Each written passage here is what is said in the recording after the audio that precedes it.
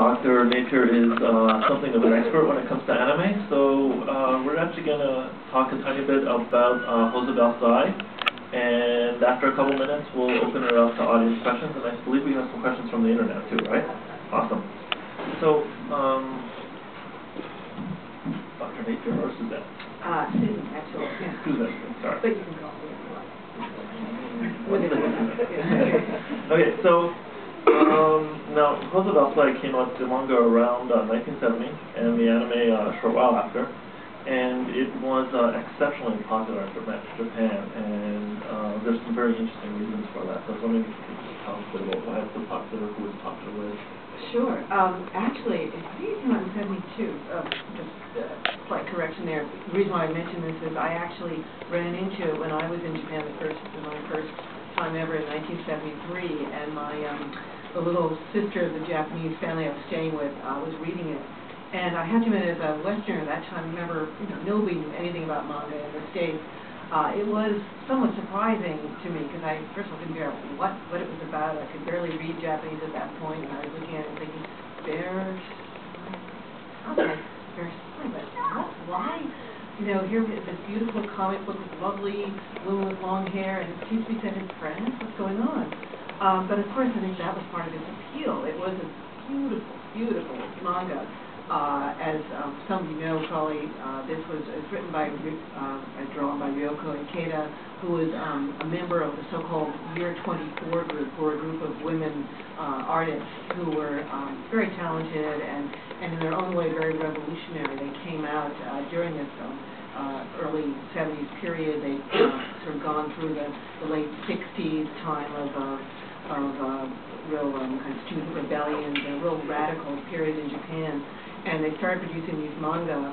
They were among the first women writers, really important. And I think that also made them part of it, that if you're a young girl, you're finally reading manga that are directed for young girls, written by a woman. And of course, with Rose of Versailles, you also have this extraordinary exotic setting, which is so spectacular. I mean, just the beauty of Versailles, the costumes, the hair. It was just incredibly appealing. And then you have the story of Marie Antoinette. It's not like everyone's familiar with Marie Antoinette in 1972 Japan, but as you know, it becomes a tragic and very, it kind of draws you into the story. But of course, the masterstroke was Oscar, Lady Oscar, who was a fictitious character, of course, dreamed up by Ryoko Ikeda. And originally, she wasn't going to be the major character in the story. That story was supposed to belong to Marie Antoinette. But and this is another kind of interesting aspect about the series, that a lot of fan reaction was important in this. And so Ikeda and a lot of these Year 24 people were beginning to be much more aware of fan response. And so Oscar, after being introduced, quickly became hugely popular, and fans were really into her. And she's such a fascinating character. And I really think that this combination of, and I'd love to talk more about Oscar, but to just give you a general answer, it's this fascinating, haunting, powerful female character who is really quite unusual for the period, and again for Japan to have this strong, powerful woman character in Japanese society. That period is also very unusual. Plus this exotic, beautiful, exceptionally romantic setting, and the gorgeous artwork that was really kind of unique and special.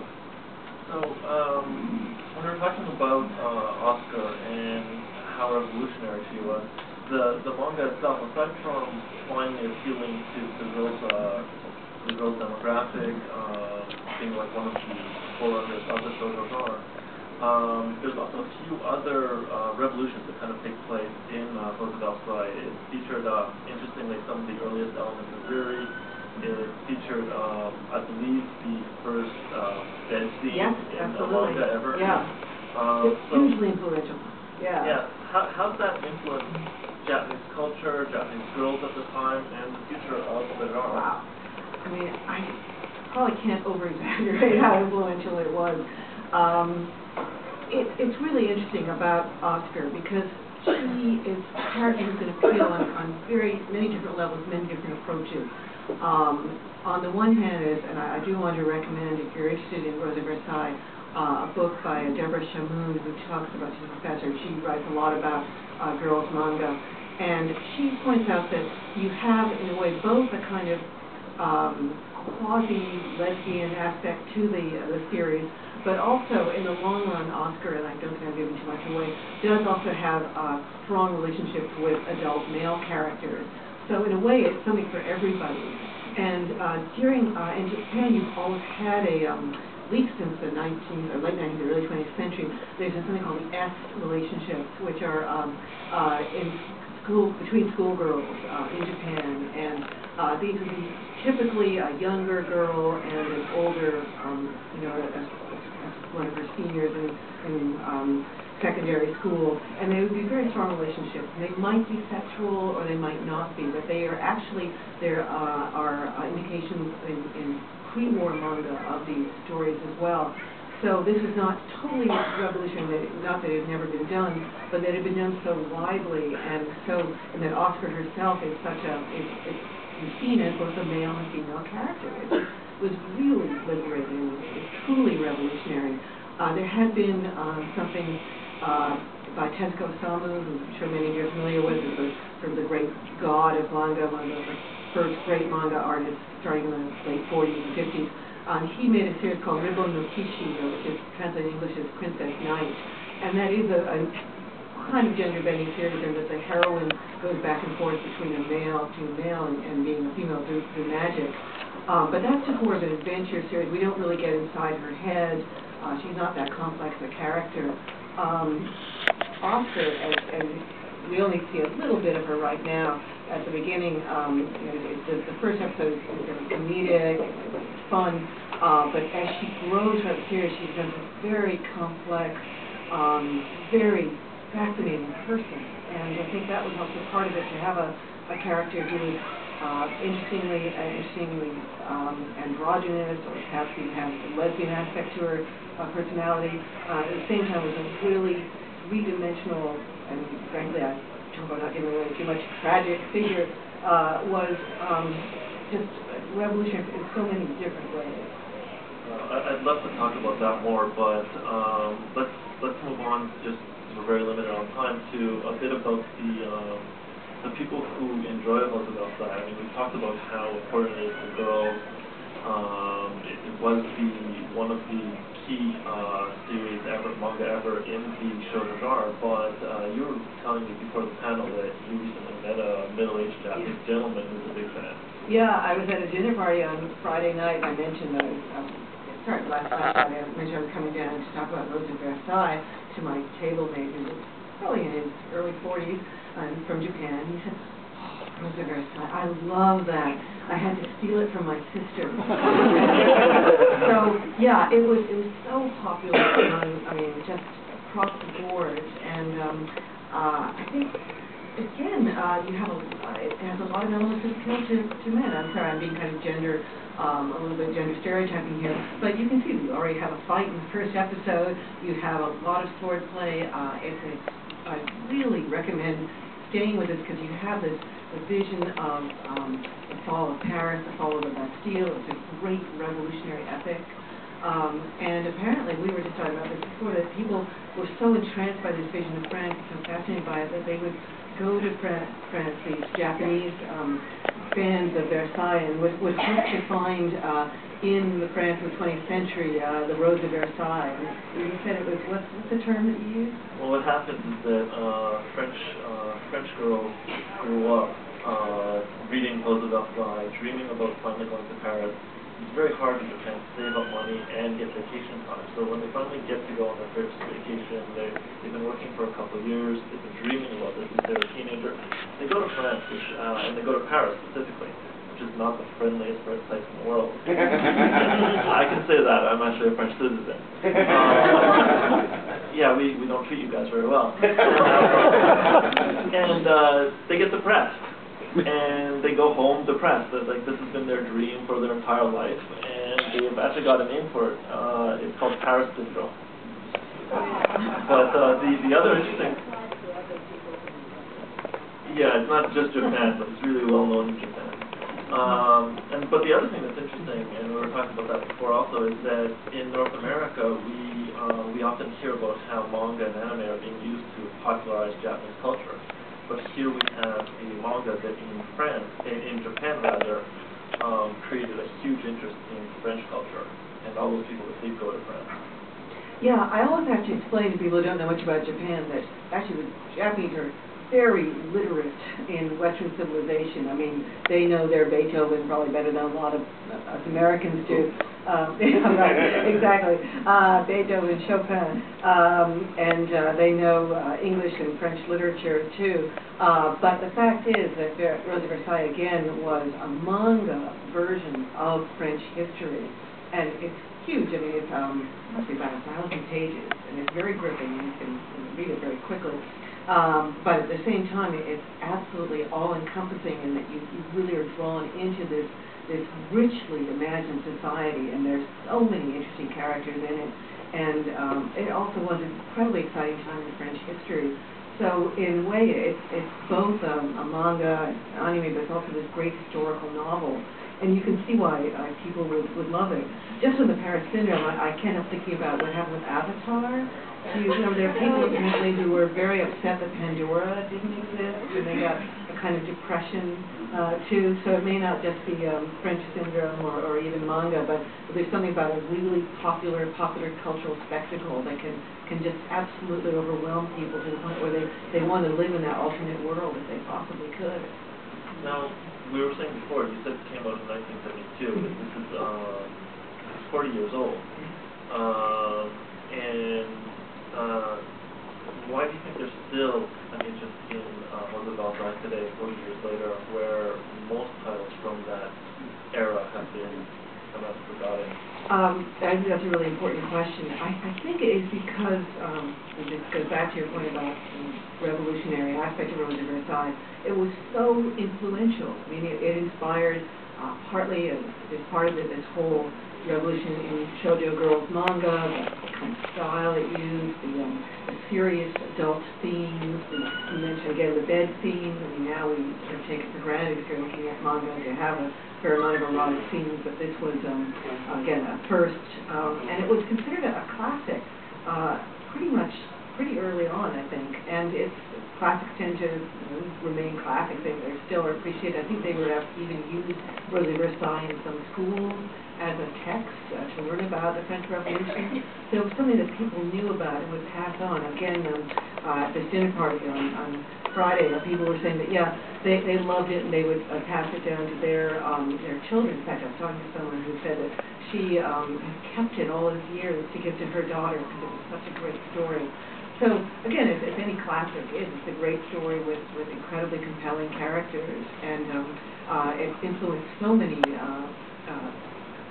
recent manga and anime, and I think Sailor Moon, and very strong female characters who we kind of take for granted now in anime and manga, but at that point they were very, very rare and few on the ground, and this was remarkable. I mean, in any society, not just Japan, but in 1972 to have a really smart, interesting, rebellious, powerful woman character, I mean, it was huge. And I think that for a lot of people that she became a kind of icon of a different kind of femininity. And so, of course, you have Sailor Moon. I remember hearing about Sailor Moon that the person who developed it was told, there's no way, why would you want to create a series about girl superheroes? And of course it became one of the most best-selling series in manga history. And then of course you also have Revolutionary Girl Utena. I mean, it's so obvious if you look at Utena how much she has. She's a great character too, another strong, powerful, idiosyncratic female who wants to protect other people, and has both sort of female and male qualities, and very, very powerful and influential. If you like Utena, you might want to go back and look at Rose of Versailles. I think it's the obvious inspiration for Utena. You beat me to it. I was actually just about to ask you about Utena. Yeah, well, it's a wonderful series, and again, I recommend it to if you haven't seen it.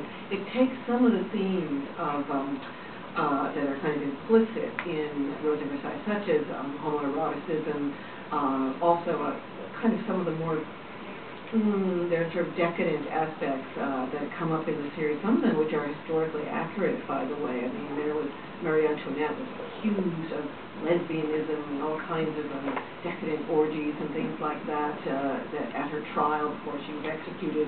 And again, this is shown in the manga and the anime, which again in 1972 would be quite remarkable. And Utena is more kind of cutting edge, shall we say, in these relationships, and there's a more obvious homoerotic theme there. But again, I think it goes back to that it wouldn't have happened without Rose of Versailles kind of blazing the trail. Just one last question. You were just talking about the historical accuracy, and you mentioned a few seconds ago about how it was used in education circles in Japan. And this topic came up right before the panel. I was speaking with the and just wondering if there was any potential for Rose of Versailles to be used in education in North America now that it's finally available. Wow, I think that's a great question. I mean, I was blown away. I mean, reading the series again, I thought, God, this is really fascinating, and you know, the French Revolution is so interesting. But I think it could be, with the caveat that Oscar obviously never existed, but so much of it is so well done. You get to meet Robespierre, you get to meet Saint-Just, you get to meet all, Napoleon has a little cameo, Napoleon Bonaparte towards the end of the series. And some things that I still shock me. I mean, not only is Marie Antoinette accused of lesbianism, she's accused of incest with her little 10-year-old son. This is, you know, at her execution. And so you get this sense of the complexity and the richness of this period from the very top, this beautiful, decadent world, to the very bottom, the problem of peasants and hunger. To prepare for this talk, I went and rented the Sofia Coppola movie, Marie Antoinette, and it's a very pretty movie, but I came away thinking, and Kirsten Dunst was actually great in it, thinking, boy, Rose of Versailles is so much better. I'm not being prejudiced, no, honest. I love Sofia Coppola. But this is because Marie Antoinette in the movie is just completely, you never see the rest of France. Whereas so much of Rose of Versailles is about the people outside in the streets of Paris. There's a very important character named Rosalie, who has a kind of love affair, or would-be love affair with Oscar.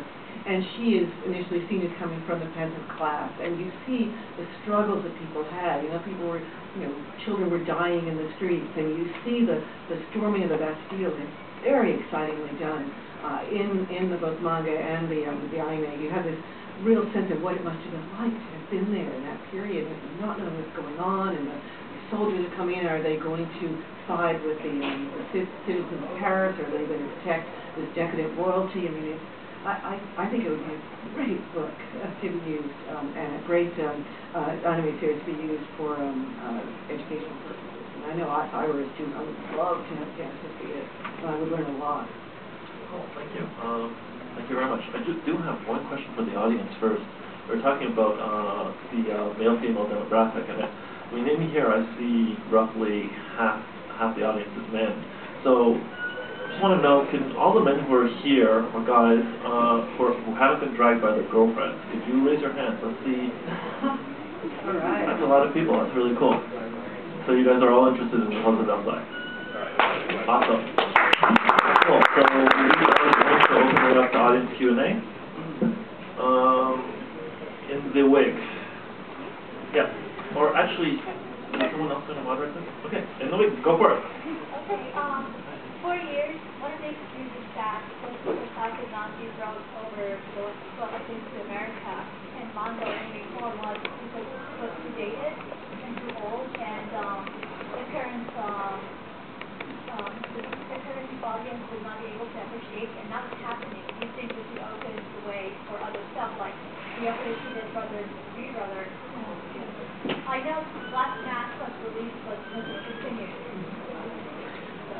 Michelle, do you want to comment on that? Do you mind if we listen to this?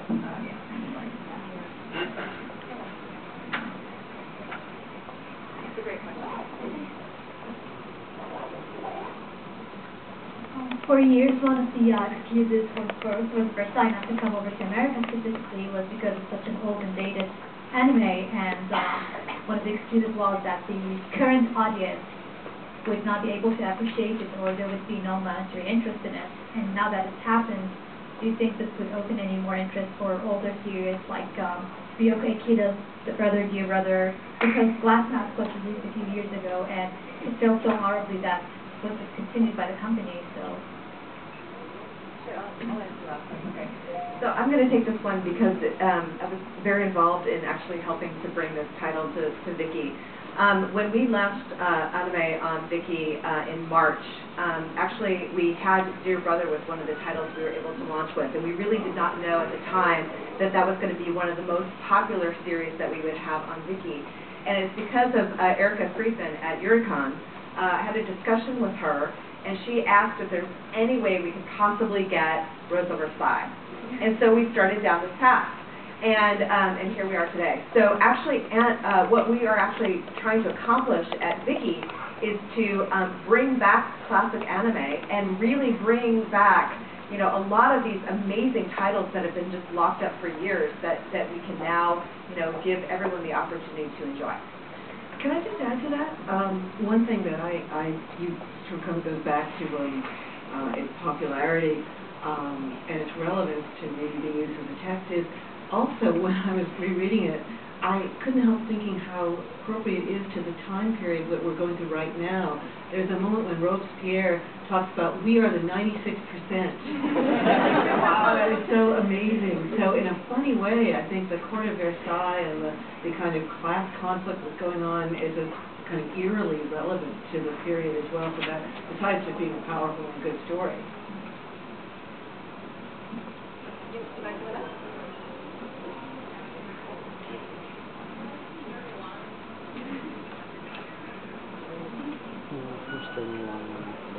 This is mainly more about industry, but about 4 or 5 years ago, Toei announced a movie in Rose of Versailles, and they just teaser trailer and convention, and haven't heard anything about it yet. I wonder if anyone knew if it was just completely like canceled, or if they're just putting it on the back burner. I know there was a movie that was made. No, not live action. That was yeah. Oh, no, I don't. There's just been absolutely no news about that. It's been really quiet. Sorry. Thank you very much. I actually bought one of your books and for research, and I still read it from time to time. Thank you very much. Wow, thank you. Rather a personal opinion. I know you're very much of an expert for the 24 group. How would you compare to the quality of shoujo and or josei mangaka in this day and age? Do you have any, do you have any particular titles? I mean, that you say outspoken, or just like the quality has gone downhill? What's your opinion on it? I think I'm going to almost punt that because I don't really know that much about. Right now I'm actually working on Miyazaki Hayao, who is a male, and I'm sure 99% of the people in the room know that. And it's different, right? I mean, obviously things that couldn't be done in the 70s are being done now, and I think that's good. And I think they are pushing the envelope a little bit. There may be a sort of more gothic element or more extreme element in contemporary josei manga that is different but understandable. I mean, I'm actually, one thing I'm waiting for, and it's too early to say, is will the earthquake of the 3/11 last year and the whole Fukushima disaster have an impact just generally on manga and popular culture. I have written, as you probably know, about shoujo in general in manga and anime and how they seem to have become much darker in their portrayal over the years.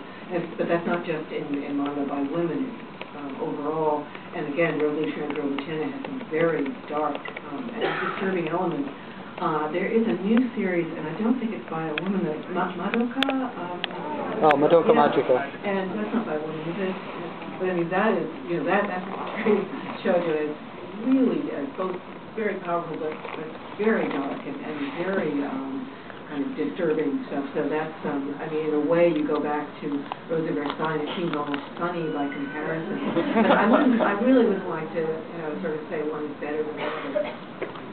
I think one thing you see when you look at Rose of Versailles, you're seeing the first attempt to look into the female character psychology, put her into these situations. But it still carries over a lot of what was common manga there. Still, she's an extraordinary person living an extraordinary life at an extraordinary time. She's got all these grand adventures. Whereas if you look at modern josei, very often it's a common person who's, I mean, extraordinary perhaps in personality, but she's not a almost superhero. But they delve much deeper into those psychological themes where at the time the kid had probably couldn't go that deep. And so, but when you see a progression of looking at the psyche, it grows. I think we did want to open up questions just for the community. Any of that? So I have a question that was asked by the Vicky community. They wanted to know, how has Rose of Versailles or other titles from Ikeda influenced gender roles in modern anime? Well, in a way, I sort of talked about that already. I think it was liberating. And at the same time, it's not like Japan has never had androgynous gender representations before. This is not just with 1972 that suddenly opens up completely, but I mentioned in my article in the Huffington Post that you can go back to the 12th century to a famous rediscovered Japanese monogatari, a romance called Ariake no Wakare, or Partings at Dawn, which it's really extraordinary work. I have to mention a former student of mine that wrote his dissertation and translated it. And it includes magic, it includes gender cross-dressing between male and female, and brother and sister who go back and forth between male and female. There's a magic cloak that they wander around, it makes them invisible so they can kind of be voyeuristic. This is all in 12th century Japan. Again, it's not something that is completely new. And then in the 20th century, I'm sure many of you are familiar with Sakurazuka. That's the incredible female-only theater, which started before the war, and actually Tetsuo Osamu mentioned before, the Reborn Mukishi grew up right near where the Sakurazuka Theater, the main theater, was installed. And that is women playing both male and female roles, and generally the women play the male roles are considered the sexiest and the most appealing, and they had the most fans. It was almost 99% female fan base, at least as far as I know. So, by the way, of course, Rose of Versailles has been done in Sakurazuka at least 2 or 3 times, and huge hit. By the way, that's another reason, of course, why it's remained so popular. So, yeah, I'm just trying to kind of set the stage a little bit that this is not just completely new. At the same time, of course, you still had in the 60s. There's still a fair amount of self-censorship and sort of just things you didn't talk about. And I think it is interesting, and I think mentioning the Year 24 group, these women were the ones to kind of push the barriers. And I'm thinking back on my own childhood, which is roughly 1 million years ago, but long ago, before any of you existed, there used to be girls' comic books for girls' comics for girls, done by DC or something. I hope I'm not getting in trouble with anyone in the room. And they were pretty awful. They were better than doing homework or something, but they were written by men. And I look back and I think how incredibly conservative they were. Well, Archie, I liked Archie. Now, Archie was better. I'm talking about literally, these were kind of the equivalent shoujo manga. And maybe things like, I remember one story about a girl who goes off to become a fashion model in New York, and she has all these terrible problems. She doesn't photograph well, and her boyfriend leaves her. But her boyfriend from her old hometown comes in and says, "Oh, you were always too good for this kind of thing. Come back and get married and stay in the hometown." And there's nothing necessarily wrong with that, but it was a very conservative message that was being put to young American girls in the early 1960s. And again, it was written by men. And I think that was one of the real sort of barrier-smashing aspects, was the fact that You had women, again, who'd grown up in the 60s and gone through this very radical culture. You had actually the Sekigun, the Japanese Red Army, which included a number of strong women fighters in it. And this whole world was sort of coming around, this sort of opening up, exploding.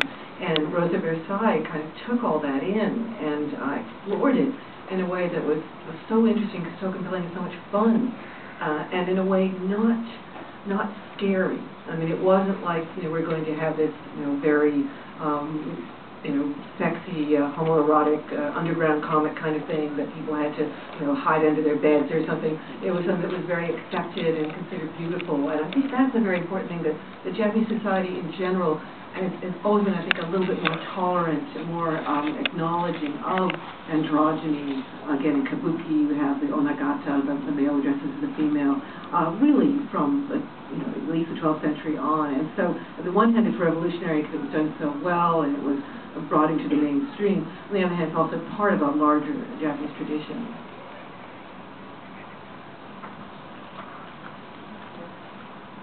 Last question?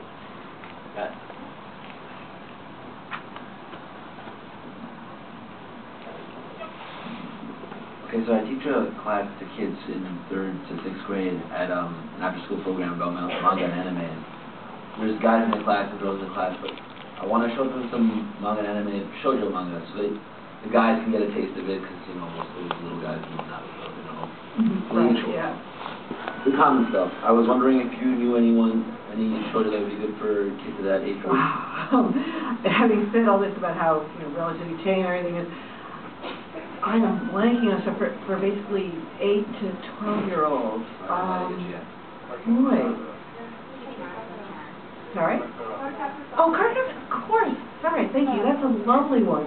And it can lead them to more adult and progressive manga as they go along. But yeah, it's very imaginative and fun and magical. Yeah, so I think that would be really good. I mean, all the ones I'm thinking are just so dark. I'm sorry.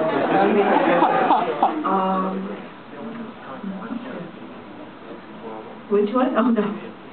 No, I don't think so. I mean, I was thinking about, this isn't a shoujo one, but Mushishi? I mean, that's an anime. That's not shoujo, but it's quite lovely. I hope I'm not, again, treading on anyone's toes, but it's about a person who goes around Japan, and the gorgeous in terms of its atmosphere and its visual stuff, and it's sort of set in a kind of quasi-medieval period about a man who discovers sort of strange creatures that live in people's houses and kind of affect them. And I've seen only about 6 episodes, but I think it would be really fun for both male and female. And it has the main character, the kind of person who finds Mushishi, is a slightly androgynous character, which is kind of good. I think it just generally to show children sort of characters who are neither, overtly macho or overtly female, and I think he's a perfect example of that. Actually, I would recommend Goosebumps. That's a good story. I think, I think nothing too, There's nothing, at the end, it is yeah. graphic, but there's nothing to worry about. Yeah. And there's nothing inappropriate for them. It's geared towards, I'd say, right on 12 years old. And my wife loves it. I'm constantly having to walk on eggshells here and there with the show. Even Dragon Ball, in the beginning, it's not appropriate.